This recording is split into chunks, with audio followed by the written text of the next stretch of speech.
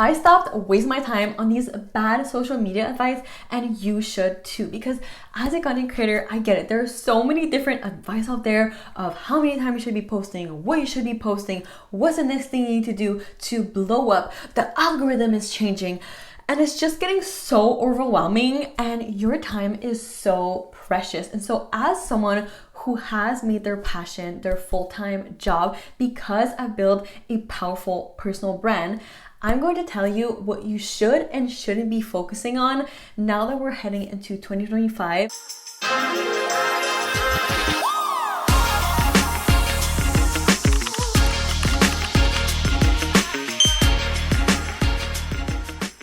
Welcome back to the Power of Personal Branding and Manifestation podcast with your host. It's me, Malika, content creator, entrepreneur, and your girl to personal branding. Today, I'm going to cover the advice to drop, the mistake to stop, and having an obsessed audience. So if you want to post content that will get your audience obsessed with you or your business, you want it to feel authentic and sustainable and stress-free, you are in the right place. Let's jump into it. This is going to be so freaking valuable, and also, oh my god, happy Halloween in advance. First thing I need to touch on is the posting schedule. Okay. I see so many people, especially on TikTok, saying you need to be posting 3 times a day. You absolutely need to be posting 3 times a day. If you're not posting 3 times a day, your business is going to fail and you can never work with brands and it's not going to work. Like, oh my God. Like, personally, thinking of posting 3 times a day every single day feels overwhelming as fuck. And so, to be honest, this only works if every single piece of content that you're posting 3 times a day are quality pieces of content, right? And so, for me, I feel like it's better to post consistently with quality pieces that will actually serve your audience and build your personal brand, rather than just be posting to post because you feel like you have to be posting all the time. Because yes, posting more often can increase your reach, but it's no good if the content that you're putting out there is not really converting with your audience, it's not really resonating with them, it's not really performing well. And I will say that there are ways to create more content in a way that is very easy and not so stressful. For example, you can post something that will be like a meme or relatable, right, on top of the quality piece of content that you already made. And so this, again, you're posting more, but this is something that is going to be funny, that it can be shared by your audience, but it doesn't take time. Okay, this tip I really hate, okay? And it is that in order to boost your engagement, you need to engage 10 minutes before and after posting, okay? And I used to do this, and oh my god, that is such a waste of time. Okay, and the thing is, I feel like people don't explain how to actually apply this advice properly, to not like just be wasting your time and spend like literally 20 to 30 minutes just scrolling on Instagram or scrolling on your feed or whatever, okay? Okay, I'm just going to comment on some posts. Oh, I'm gonna also engage with some accounts that are like similar to mine, or I'm gonna comment on some other people that I'm gonna start following just now. And I thought like, oh yeah, like I did it, that's the thing that's gonna do it. No. Okay. Here's how you actually want to be engaging in order to maximize your result and actually boost your engagement in a way that will actually work. First thing is engaging with your comments. Okay. Let's say you have comments under your videos. Okay. You always want to be answering those, and you can even be answering those with a video. That is the best way to do it. Okay. You can answer a question in the comments with a video that is so much more valuable because you are engaging with the audience that you already have. Next thing that you can do is start commenting on videos of other creators or businesses that have the same audience as you, okay? But it cannot just be any kind of comment. It can't be like a simple comment like, haha, oh my God, agree. Or it can't just be like, oh my God, love that. Like, no, it needs to be a very specific kind of comment that is either an authority comment or something that starts a conversation, okay? So an authority comment would be like, you are putting your opinion, you are showing your expertise and engaging with the piece of content, right? The next one is going to be like starting a conversation. So this is like, you are engaging in a conversation, asking a question, like something of the sort, okay? Because it still needs to be relevant to the video. You don't want to be like, hey, I'm promoting myself. Like, no, that's not what we're doing, okay? What we're doing is that we want the people that goes in the comment section to see your comment and be like, oh my God, like so interesting what this girl is saying, and tap on your profile and discover your page. And because your personal brand is already so strong, they decide to follow you right away, okay? Next is to engage with your mutuals, okay? So if you have mutuals on Instagram, YouTube, on TikTok, okay, you need to be engaging with these people because in return, they will engage with your content. And this is so important because when you have mutuals, this also tells the algorithm and like the platform, like, hey, they are mutuals. And so they both like each other's content. And if you're not engaging with the people that you follow, they will also probably not really engage with you back. And so it's so important to start nurturing those relationships and also start nurturing relationship that they could be a potential client, right? And so it's so important to nurture those relationships that you already have instead of like wanting to just follow random people. And another thing that I would do that works extremely well for me was that I would always post screenshot in my story of people engaging with my story or people DMing me questions. And this worked so well because people love to follow the mass, but also it showed that like I was really engaged with my community.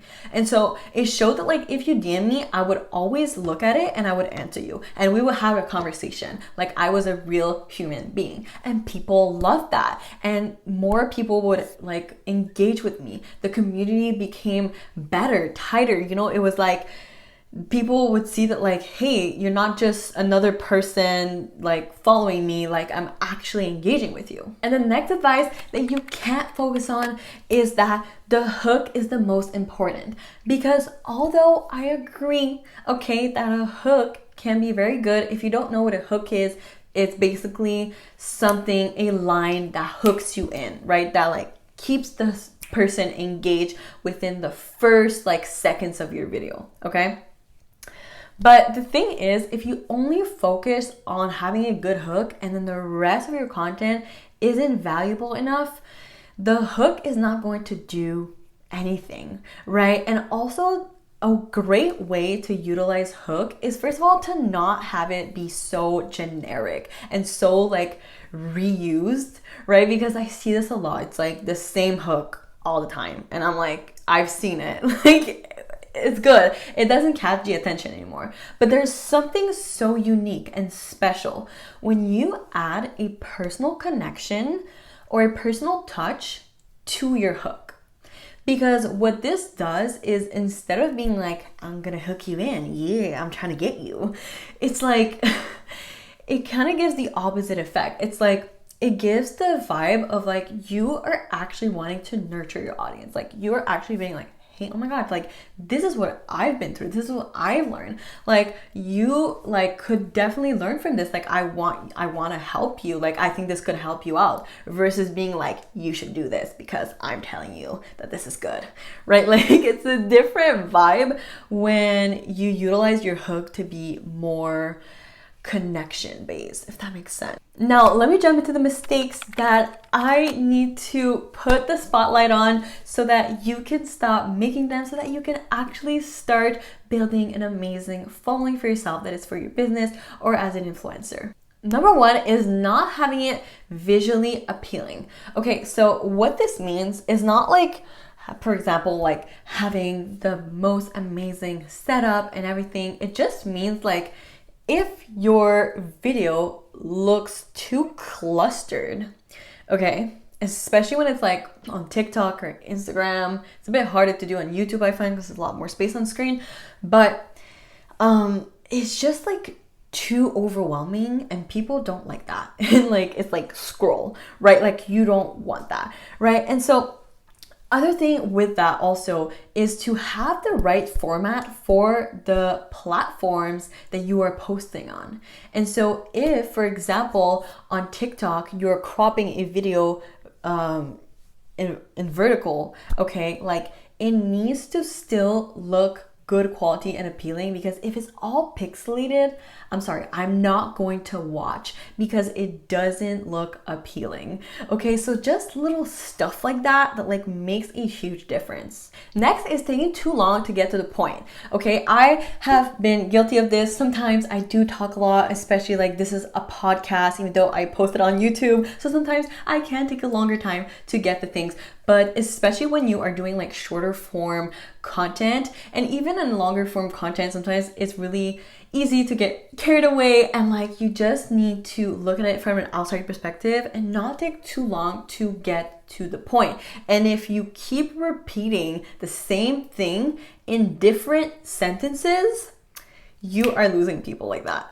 Next up on the list, we have not being aware of what works and what doesn't work for your content strategy so that you can refine it, right? Because if you're not aware of what's working, what's not working, which is exactly what I do for my client, right? Like I analyze, okay, what is working, what we need to improve, what we're not changing because it's working so well, right? Like if you are not conscious of why a video performed well than the other one, why another one didn't perform as well as the other one, right? If you're not aware of these things, it's harder to improve on your content that will just serve your audience better and make your business or make yourself grow more. Because I can say, for example, for me, even though I just started this YouTube channel, I am constantly growing every single time I post a video. And so I know that what I bring to the table is of good use to people. Next one is going to be not talking. Now, I see this a lot, especially like on Instagram or TikTok, you know, those more like short form value. You can't really be on YouTube and not talking, I find. But it is so important to be talking in your videos. It's not enough to not be talking anymore. You need to be building your personal brand. This means you need to be talking. And it's so important in order to build a connection and trust with your audience. And the next mistake on the list is not having enough consistency in your content. So if you can't have someone be so certain of the kind of content that you create, of the kind of video that you create, there is not enough trust and consistency, and so they are dropping you like that because they don't really know what to expect from you. So this means that you need to look at where the gap is in your content strategy. Now that we've covered all the bases, let's now jump into how you can build an audience obsessed with you.